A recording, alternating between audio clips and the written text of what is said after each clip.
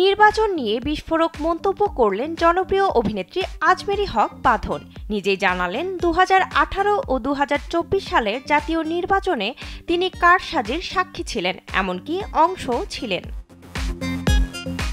রোববার নিজের verified Facebook পেজে এক স্ট্যাটাসে বাঁধন লিখেছেন, আমি নিজে 2018 ও 2024 সালের নির্বাচনের দুর্নীতি ও কারসাজির সাক্ষী ছিলাম। সত্যি বলতে এর অংশও ছিলাম, কারণ আমি তখন প্রচারণায় যুক্ত ছিলাম এবং গত সরকারের কিছু গুরুত্বপূর্ণ ব্যক্তির খুব কাছাকাছি ছিলাম।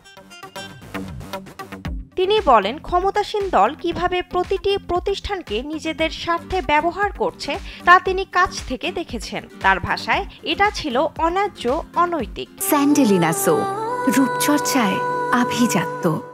এতে গণতন্ত্র ক্ষতিগ্রস্ত হয়েছে, জনগণের আস্থা নষ্ট হয়েছে, আর ভবিষ্যতের উপর পড়েছে স্থায়ী ছাপ। নতুন সরকারের প্রতি সরাসরি বার্তাও রেখেছেন এই অভিনেত্রী। এইবার আমি আন্তরিকভাবে আশা করি সরকার নিরপেক্ষতা, স্বচ্ছতা ও দায়বদ্ধতার ভিত্তিতে ভিন্ন পথ বেছে নেবে। একটি সুষ্ঠু নির্বাচন শুধু জনগণের দাবি নয়, এটি দেশের জন্য একটি উপহার হতে পারে।